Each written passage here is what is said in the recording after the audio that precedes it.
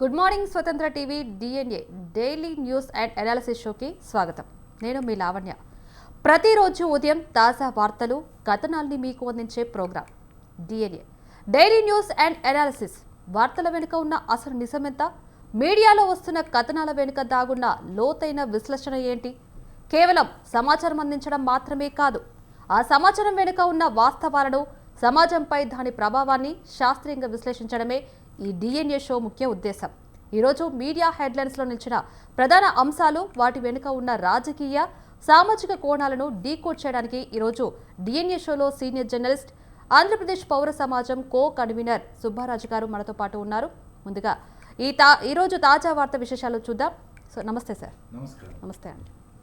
Sir, ఈరోజు మనం చూసుకున్నట్లయితే ఇక్కడ ఆంధ్రజ్యోతి పేపర్లు చూసుకున్నట్లయితే మనము త్వరలో శుభవార్త అనేది కూడా మనకు ప్రాజెక్టులపై ఏపీతో చర్చలు సత్ఫలితాలు రాబోతున్నాయని చెప్పేశారు. మరి దీన్ని మనం ఎలా చూసుకోవచ్చు అంటారు? ఇటు కేసీఆర్ రాసిన మరణ శాసనాన్ని తొలగించబోతున్నామని, అలాగే సమ్మతి తెలిపి ఎస్ఓసి తర్వాత ఇదిస్తేనే తదుపరి చర్చలు ఉంటాయని కూడా మనకి చెప్తున్నారు. మరి దీన్ని మనం ఎలా తీసుకోవచ్చు అంటారు? అంటే ప్రాజెక్టులు అంటే ఇండస్ట్రియల్ ప్రాజెక్ట్సా మీరు, లేకపోతే పోలవరం ఇరిగేషన్ వార్తను ఒకసారి మీరు ఎన్లార్జ్ చేసి, అంటే ప్రాజెక్టులు డిఫరెంట్ సైజెస్, డిఫరెంట్ అంటే ఎంఎస్ఎంఈ సెక్టర్ నుంచి ఇండస్ట్రియల్ క్లస్టర్స్, ఇప్పుడు ఆక్వా హబ్, ఇవాటి చాలా ప్రాజెక్టులు టేకప్ చేస్తాను ఆంధ్రప్రదేశ్. ఆక్వా రంగంలో 6 ప్రధాన నగరాలని ఏ ప్రాజెక్టులు అనేది ఆ వార్త హెడ్లైన్లో మీరు ఒకసారి మళ్ళీ చూస్తే నేను దాని మీద విశ్లేషణ ఇస్తాను. ఆ ప్రాజెక్ట్ని ఒకసారి ఆ వార్తను చదవండి మరొకసారి. ఒకసారి దీన్ని తీసుకుందాం.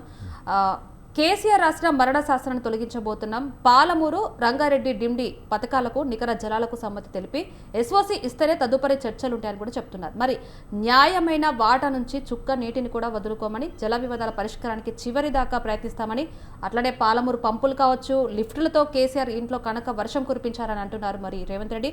మరి గతంలో భారీగా అప్పులు, ఇప్పుడు అవసరమైన తేలిని స్థితి, 2 ఏళ్లలో పాలమూరులో ప్రాజెక్టులను కూడా పూర్తి చేస్తామని కూడా మనకి చెప్తున్నారు. దీన్ని మనం ఎలా చూసుకోవచ్చు అంటారు? యాక్చువల్గా ప్రపంచంలో ఇప్పుడు అన్ని దేశాల్లో కూడా ఒక వాటర్ అనేది ఒక మేజర్ ఇష్యూగానే మెల్లిమెల్లిగా భవిష్యత్తులో వస్తే, యుద్ధాలు ఏమన్నా వస్తే వాటర్ యుద్ధాలే జరిగిపోతాయి అనేది చాలా కాలం నుంచి ఒక అంచనా.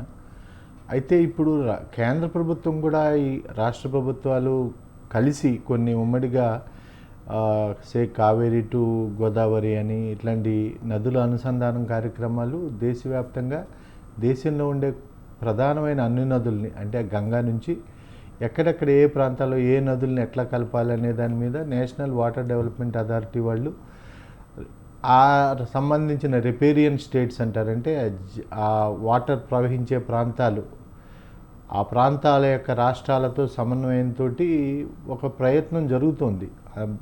ఉమ్మడి అదే ఇప్పుడు ప్రత్యేకంగా తెలంగాణ, ఆంధ్ర, లేకపోతే ఈ మధ్యలో ఉండే, కానీ ఇతర సరిహద్దు ఒరిస్సా, మహారాష్ట్ర, ఇటు ఏమో కర్ణాటక, కేరళ, ఇవన్నిట్లో ఇప్పుడు ఈ సందర్భంలో ఏంటంటే వాటర్కి సంబంధించి తాత్కాలికమైన విమర్శలు, ప్రతి విమర్శలు కాకుండా బ్రాడర్గా ఈ 2 రాష్ట్రాలకే కాకుండా ఉన్న పొరుగు రాష్ట్రాలు, ఉదాహరణకి మనకి ఒకటేమో మహానది నుంచి కావేరీ అనే ఒక అంశం తెర మీదకి వచ్చింది, ఇంకోటేమో మహానది టు కావేరీ మధ్యలో వంశధార నుంచి అని, లేకపోతే ఇంకా ఇంద్రావతి, శబరి అన్నీ ఉంటాయి. సో దాంట్లో ఏంటంటే అంతర్రాష్ట్రాలకు మధ్యన జల వివాదాలు, జల పంపిణీలో వాటాలు, ఇవి ప్రపంచవ్యాప్తమైన ఒక సూత్రాలు ఉన్నాయి వీటికి. అంటే నేషనల్ బౌండరీస్కి బియాండ్, అంటే హ్యూమన్ మొత్తం భూమిని ఒక ప్రాంతంగా తీసుకుంటూ ఆ అంతర్జాతీయ న్యాయ సూత్రాలు, జల న్యాయ సూత్రాలకు అనుగుణంగా భారతదేశ ప్రభుత్వం కూడా అంతర్రాష్ట్ర జలాల, అంతర్జాతీయ జలాలు, తర్వాత ఇప్పుడు ఉదాహరణకి మనకి చైనా, ఇండియా, పాకిస్తాను, బంగ్లాదేశ్, ఇవన్నీ మన హిమాలయాల్లో పుట్టిన నదులే ప్రవహిస్తూ ఉంటాయి, అంటే సోర్స్ మన నుంచే. సో ఇట్లాంటి సందర్భాల్లో ఏంటంటే అంతర్రాష్ట్ర నియమాలు పెట్టారు. మనం ఎక్కడన్నా ఆపేస్తే అది వేరే దేశాలకు కూడా ఎఫెక్ట్ అవుతుంది. అలా వేరే దేశాల్లో కట్టే ప్రాజెక్ట్, ఇప్పుడు చైనా, అరుణాచల్ ప్రదేశ్లో అక్కడే కట్టే ప్రాజెక్టులు మనకి ఎఫెక్ట్ అవుతాయి. అక్కడి నుంచి తీసుకుంటే మనం స్థానికంగా తెలంగాణకి, ఏపీకి వస్తే ఇక్కడ కూడా 2-3 పాజిటివ్. ఇదే వార్తలో రెండో అంశం ఏంటంటే రేవంత్ రెడ్డి ఆంధ్రప్రదేశ్ పట్ల కొంత లిబరల్గానే కనపడుతున్నారు. అంటే కనపడటం అంటే ఈ పర్టికులర్ మహానది కావేరి.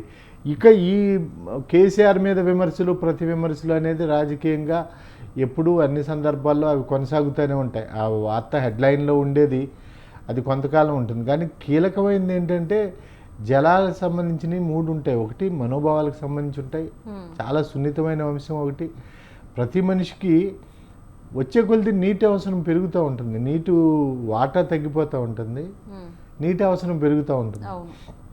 దాంతో నీటి హక్కులు అనేవి ఇప్పుడు మనకి ఏదో ఓటు హక్కులాగా నీటి హక్కు కూడా ఒక హక్కుగా వచ్చేస్తుంది. సో అప్పుడు ఏంటంటే ఈ అన్నిటికి సంబంధించిన ఈ నదుల అనుసంధానం, ఈ నదుల అనుసంధానం ద్వారా వృధాగా సముద్రంలోకి ఇప్పుడు మీరు ఆంధ్రప్రదేశ్లోకి వెళ్ళి హంసల దీవి అని కృష్ణానది కలిసే ప్రాంతం కానీ, లేకపోతే అంతర్వేది యానం గోదావరి సముద్రంలో కలిసే ప్రాంతం కానీ చూస్తే చాలా బాధేస్తూ ఉంటుంది. ఆ ప్రవాహాలు ఎలా వెళ్తూ ఉంటాయంటే పడవ దాటంలో కూడా ఊపేస్తూ ఉంటుంది పడవని, అంత ప్రవాహం ఊరికే వెళ్ళిపోతూ ఉంటుంది.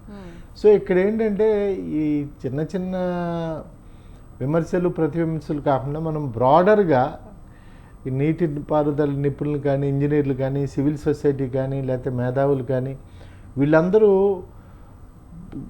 ప్రజలకి ఆ నీటి ఈ ప్రణాళికలను వివరిస్తూ వాళ్ళ యొక్క అభిప్రాయాలను కానీ, వాళ్ళ యొక్క కన్సర్న్స్ అంటే వాళ్ళ సమస్యలను కానీ, వాళ్ళ హక్కుల్ని కూడా తెలియజేస్తూ ఒక వివేచవంతమైన సమాజాన్ని గురించి ప్రయత్నం పెద్దగా ఎక్కువ జరగట్లా. ఆ దిశగా ప్రయత్నిస్తే బాగుంటుంది అనుకుంటున్నాను.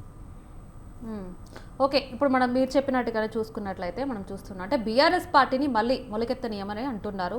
మరి తెలంగాణ రాష్ట్ర ముఖ్యమంత్రి రేవంత్ రెడ్డి మరి మహబూబ్ నగర్ జిల్లా జడ్చర్ల సమీపంలో పాలన ప్రగతి ప్రణాళికలపై కూడా మనం చూసుకున్నట్లయితే అక్కడ కార్యక్రమంలో సీఎం రేవంత్ రెడ్డి ముఖ్య అతిథిగా పాల్గొని ప్రసంగించారు. మరి కేసీఆర్ 10 ఏళ్ల పాలన, కాంగ్రెస్ పార్టీ 2 ఏళ్ల పాలనపై అసెంబ్లీలో చర్చిద్దాం రండి అంటూ సీఎం రేవంత్ రెడ్డి సవాల్ విసిరారు. మరి దీన్ని మనం ఎలా చూసుకుంటాం?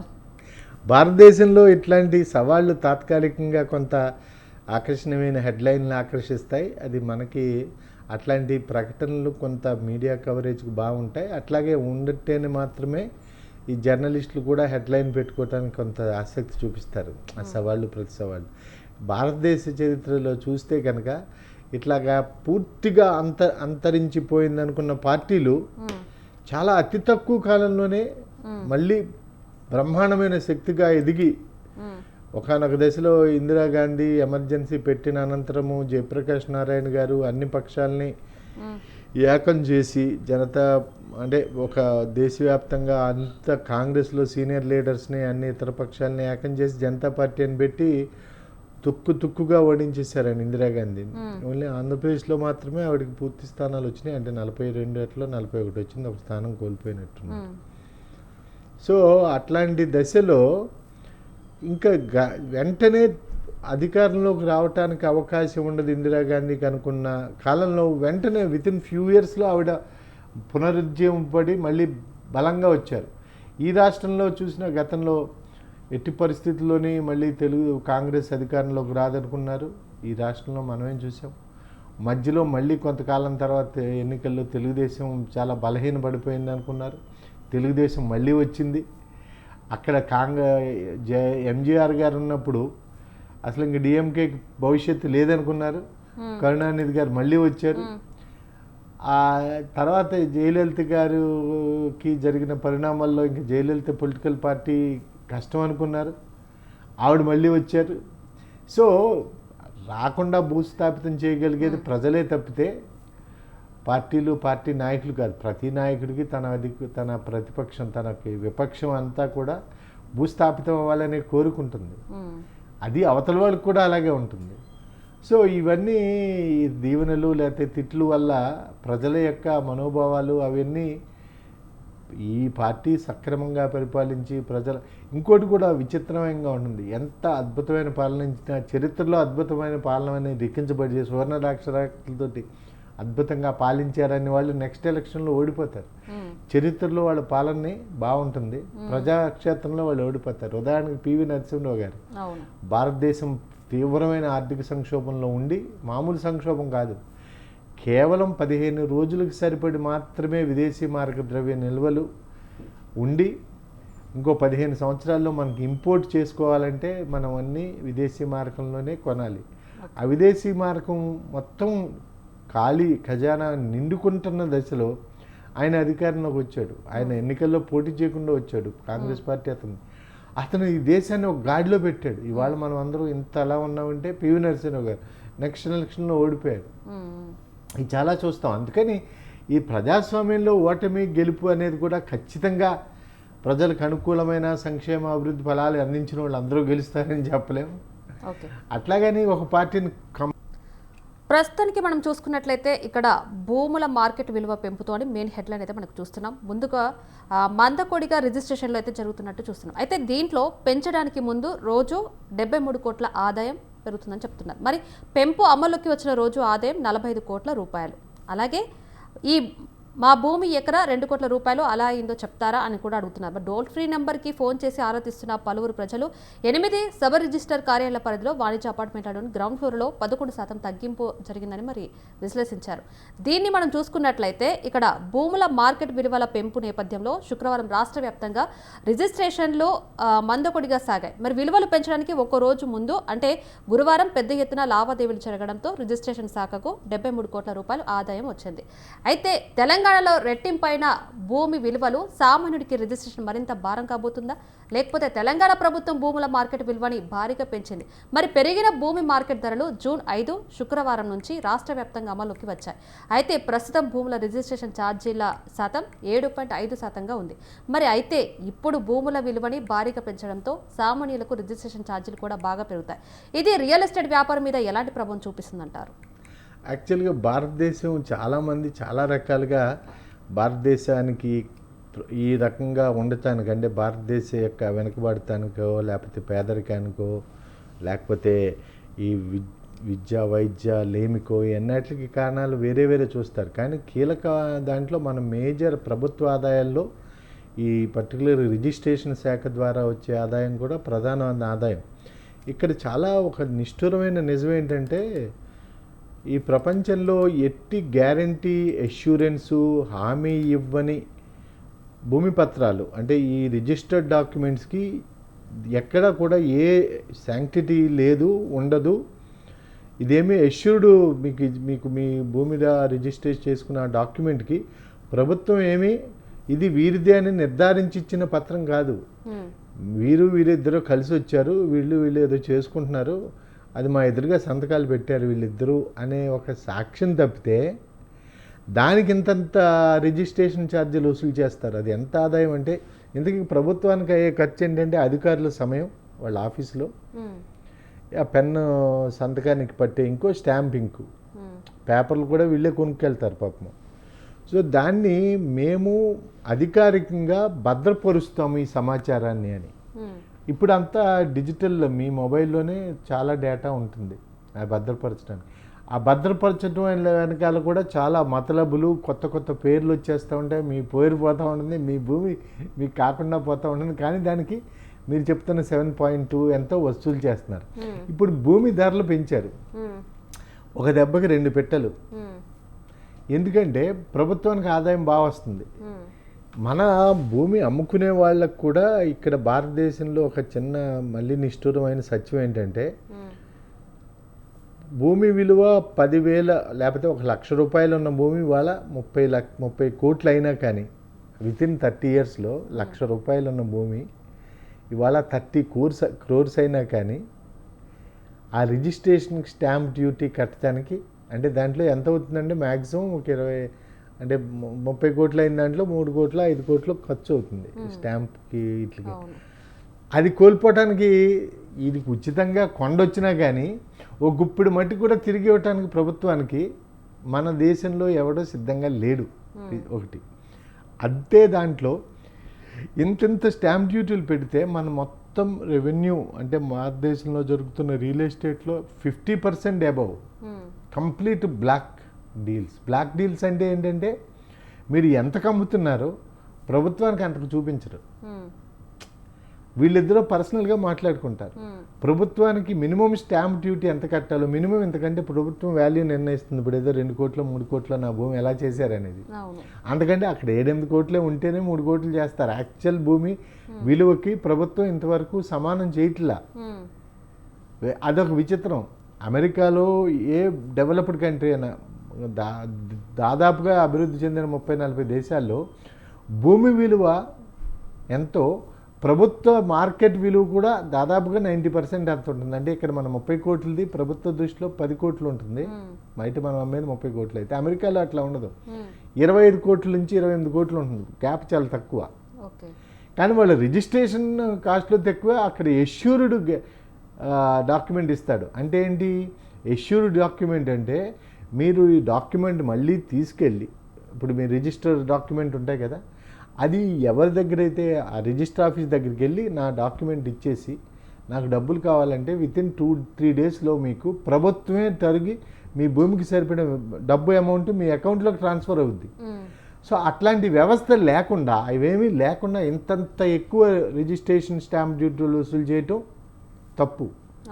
రెండోది, ఇది బ్లాక్ అండ్ వైట్ కూడా మన జనాలు కూడా ఇప్పుడు ఇది తగ్గించారు. ఏది క్యాపిటల్ గెయిన్స్ ట్యాక్స్. ఇంతకుముందు క్యాపిటల్ గెయిన్స్ ట్యాక్స్ ఎంత 30+% ఉండేది. అంటే ఏంటి, మీకు భూమి కొన్న విలువ అమ్మే వాటికి దానిలో బాగా పెరిగి ఎక్కువ లాభం వస్తే దానికి 30% అంత తీసేసుకునేది ప్రభుత్వం. ఇప్పుడు దాన్ని బాగానే తగ్గించారు 18%కి. అయినా జనాలు బ్లాక్లోనే చేస్తారు. ఈ బ్లాక్లో చేయటం వల్ల ఏంటంటే దానికి సరిపోయిన లోన్లు రావు. ఎందుకంటే బ్లాక్ అమౌంట్ని చెప్పలేడు. రియల్ ఎస్టేట్లో అది దానివల్ల ఇంకొక చిన్నది ఏంటంటే ఎవరైనా కొనుక్కున్న బిల్డర్గా మీలాంటి వాళ్ళు ఎవరైనా బిల్డర్ అవదలుచుకున్నారనుకోండి, ఆ ఎంత వాల్యూతో కొన్నారో ప్రభుత్వ దాంట్లో ఎంత రసీదు ఉందో దానికి సరిపడే లోన్ వస్తుంది. అందుకని మన ఇండియాలో అర్బన్ అంటే హౌసింగ్ సెక్టర్ పెరగకపోవటానికి, తగిన తక్కువ ధరలో అందరికీ ఇల్లు రాకపోవటానికి ఇది కూడా ఒక కారణం. సో ఇవన్నీ ఏంటంటే, అంటే ఒకవేళ ధర పెంచితే స్టాంపు రిజిస్ట్రేషన్ ధర పెంచితే వాల్యూ పెంచితే ధర తగ్గించాలి. ధర పెంచితే ధర తగ్గిస్తే వాల్యూ పెంచాలి. ఈ రెండు ఒకేసారి బ్యాలెన్స్ చేయాలి. ఇక్కడ అది చేయరు. ఎవరికాడు దీని మీద ఏదో ఒక గోవులాగా, ఆ పాలిచ్చే గోవులాగా దాన్నే పిండేద్దామని చూస్తారు.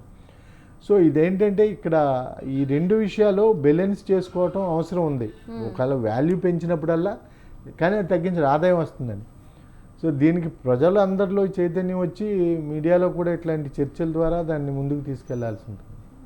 ఓకే సార్, మనం చూసుకున్నట్లయితే ఇప్పుడు మళ్ళీ తమిళనాట కొత్త రాజకీయం అయితే ఉద్యమం స్టార్ట్ అయిపోయిందని చెప్పుకోవచ్చు. దీంట్లో మనం చూస్తున్నట్లయితే గౌరవంగానే పార్టీ నుంచి బయటకు వచ్చే ఎన్నికల్లో పోటీ చేస్తాం తమిళనాడు బీజేపీ మాజీ అధ్యక్షుడు అన్నమలై వెల్లడించారు. మరి మరో 2 సీనియర్ నేతల గుడ్ బై, అలాగే పార్టీకి నష్టమేమీ లేదు అని బీజేపీ అయితే ప్రకటించింది. ఇక మనం చూసుకున్నట్టయితే అత్యధిక సంఖ్యలో ప్రజలను సమైక్యం చేయని ఇక్కడ ఒక కొత్త రాజకీయ ఉద్యమాన్ని ప్రారంభించాలన్నదే తన ఆశయమని బీజేపీ తమిళనాడు మాజీ అధ్యక్షుడు అన్నమలై ప్రకటించారు. మరి దీన్ని ఆయన రాజీనామాను బీజేపీ జాతీయ అధ్యక్షుడు నితిన్ నబీన్ శుక్రవారం ఆమోదించారు. దీంతో ఢిల్లీ ఆమోదించింది. అయితే దీంతో ఢిల్లీ నుంచే సోషల్ మీడియా ద్వారా తన భవిష్యత్తు ప్రణాళికను అన్నమలై ప్రకటించినట్టుగా తెలుస్తుంది. అయితే ఈ కొత్త రాజకీయాలు అసలు ఎలా ఉండబోతుంది, దీన్ని మనం ఎలా చూసుకోవచ్చు అంటారు? ఈ మొత్తం పరిణామంలో కాస్త బాగా అనిపించింది నాకు. ఇద్దరు పరిణితితో వ్యవహరించారు, బీజేపీ పార్టీ కానీ అన్నామలై కానీ. అంటే ఈయన డైరెక్ట్గా నేరుగా వెళ్ళే నేను పార్టీ నుంచి బయటకు వెళ్ళదలుచుకున్నానని చెప్పుకోవటం, వాళ్ళు సరే దాన్ని ఆమోదించటం, ఈయన బయటకు వచ్చి నేను సొంతంగా ఏదో మన రాజకీయ భవిష్యత్తును వెతుక్కుంటానని చెప్పటం, ఇవన్నీ పరిణతికి చెందిన రాజకీయ సంస్కారం. అంటే మనకి ఇష్టాలు, ఇబ్బందులు, లేకపోతే లోపల ఎన్ని ఉండొచ్చు. ఇద్దరికి కంపాటబిలిటీ ఇష్యూస్ ఉన్నాయి, అన్నామలైకి బీజేపీకి కూడా. రెండోది ఎఫికసీ ఇష్యూస్.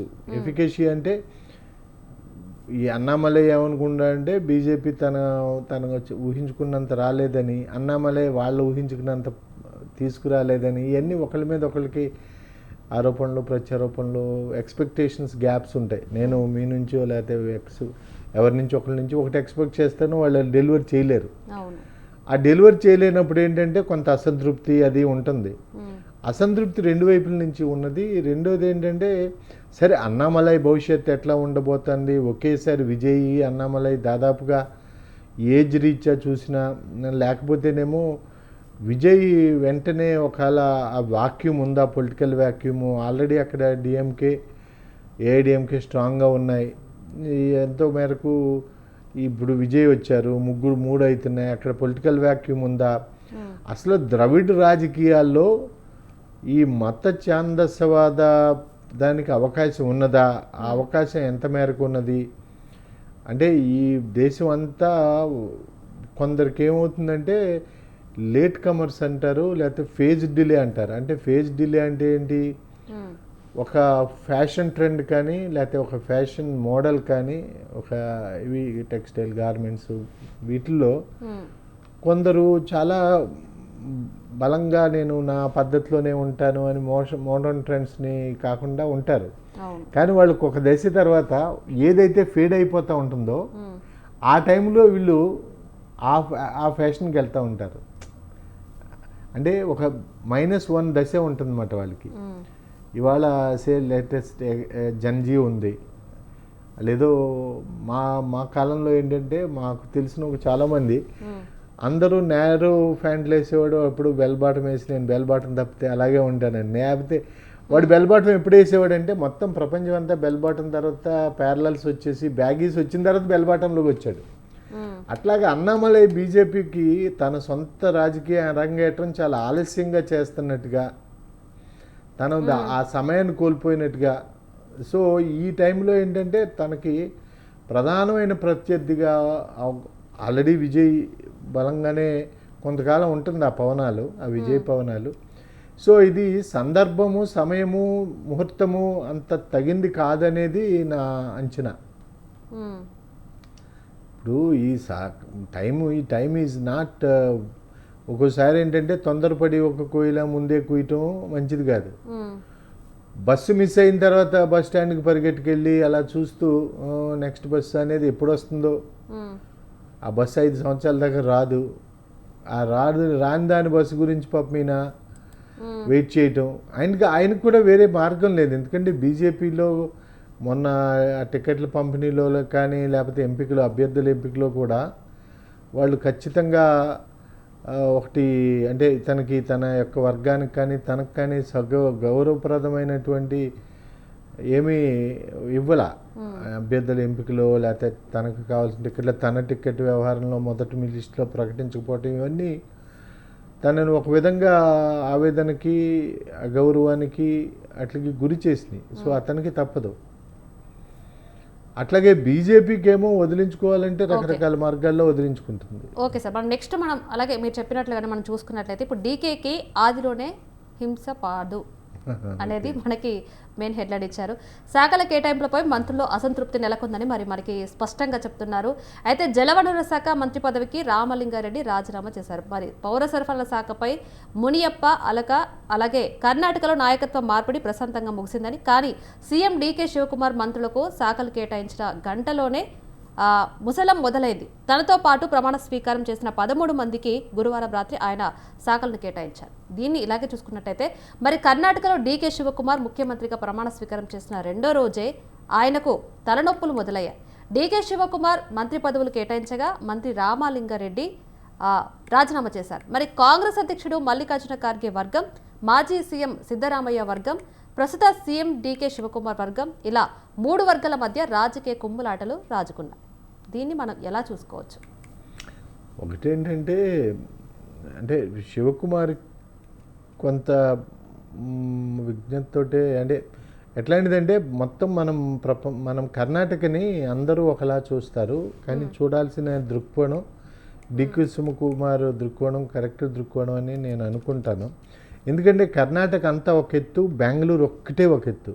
దాని జీడిపిలో కానీ, దాని రెవెన్యూలో కానీ, దాని ఇంటర్నేషనల్ గ్లోబల్ ఎక్స్పోజర్లో కానీ, లేకపోతే జీసీసీస్ గ్లోబల్ కెపాసిటీ సెంటర్స్ కానీ, క్యాపబిలిటీ సెంటర్స్ కానీ, ఎన్నటిని మనము మామూలు రాష్ట్రం అంటే తలకాయ లాంటిది కర్ణాటకకి బెంగళూరు. ఆ తలకాయకి ఇవ్వాల్సిన గౌరవం ఆ పర్టికులర్ అర్బన్ డెవలప్మెంట్ ఇవ్వాల్సిన మినిస్ట్రీ మీరు గతంలో చూసినా ఎస్ఎం కృష్ణ బాగా స్ట్రాంగ్గా బెంగళూరుని ఒక అంతర్జాతీయ ఐటీ క్యాపిటల్గా చేయటంలో గత ముఖ్యమంత్రి తర్వాత ఆయన విదేశాంగ మంత్రిగా కూడా చేశారు ఎస్ఎం కృష్ణ. ఆయన బెంగళూరుని ప్రత్యేక శ్రద్ధతో తీర్చిదిద్దాడు. ఈ ఐటీ కంపెనీలకి కావాల్సిన బేసిక్ మౌలిక వసతులు సదుపాయాలు ఇన్ఫ్రాస్ట్రక్చర్ని ఆయన బిల్డ్ చేశాడు ప్లాన్డ్గా. మనం ఎంతో అనుకుంటాం హైదరాబాద్ అని. ఐటీ రంగంలో ఇప్పటికీ బెంగళూరుది స్థానం బెంగళూరుది. ఎందుకు? అప్పటి ఎస్ఎం కృష్ణ వేసిన పునాదులు బీజాలు అవి ఇప్పుడు ఫలితాలను ఇస్తున్నాయి. సేమ్ అదే మోడల్లో డికే శివకుమార్ కూడా తెలుసు, ఎందుకంటే తన ఫ్రెండ్స్ ఇన్ఫోసిస్ అందరూ తనకు చాలా close friends. So IT industry యొక్క హార్ట్ థ్రోబ్ అతను, అంటే వాళ్ళ గుండె చప్పుడు వీడికి వినపడుతుంది. సో అట్లాంటి మినిస్ట్రీని తొందరగా అతను ఆ రెడ్డి గారికి తనకి రాలేదు ఇరిగేషన్ అని ఇచ్చారని వెళ్ళిపోవటం అనేది. సో శివకుమార్కి we have to give time, ఎందుకంటే తను చాలా కాలం నుంచి 8 సార్లు ఎమ్మెల్యేగా నెగ్గి ఒక సమగ్రమైన ఒక సానుకూల దృక్పథం ఉన్న వ్యక్తి కూడా అతను. బెంగళూరు ఐటీ పర్టికులర్లీ గ్లోబల్గా బెంగళూరు యొక్క ప్రామినెన్సు డామినెన్సు అన్నిటిని దృష్టిలో పెట్టుకుని శివకుమార్ చేసేది చాలా ఆలోచన చేస్తున్నాడు. అది సరే, మధ్యలో అపస్వరాలు, ఒక విధమైన అలక్కలు లేకపోతే ఇవన్నీ ఉంటాయి కొత్తలో. సో అన్నిటిని సర్దుకుని వెళ్తారు. తను అందరితో లౌక్యంగా చాలా బాగా అందరితో కలిపిపోయే మనిషి శివకుమారు. సో ఇవన్నీ తాత్కాలికాలే, ఇవన్నీ సర్దుకుంటారు వాళ్ళు. ఓకే సో చూసారు కదండి, వార్తలను కేవలం చదవడం వేరు, ఆ వార్తల వెనుక ఉన్న సత్యాన్ని గ్రహించడం వేరు. మీడియాలో వచ్చే ప్రతి కథనం వెనుక ఒక ప్రత్యేక సందర్భం, ఒక నిర్దిష్ట కోణం ఉంటుంది. ఆ వార్తలకు సంబంధించి ప్రతి అంశాన్ని హేతుబద్ధంగా ఆలోచించడమే వివేకవంతమైన సమాజ లక్షణం. ఈరోజు డిఎన్ఏ లైవ్ షోలో చక్కని విశ్లేషణ అందించిన సుబ్బరాజు గారికి థ్యాంక్స్ సార్. సో రేపటి డిఎన్ఏ షోలో మరిన్ని తాజా కథనాలు, వాటి వెనుక ఉన్న అసలైన వాస్తవాల విశ్లేషణతో మళ్ళీ కలుద్దాం. చూస్తూనే ఉండండి నిరంతర వార్తా విశ్లేషణల కోసం స్వతంత్ర టీవీ.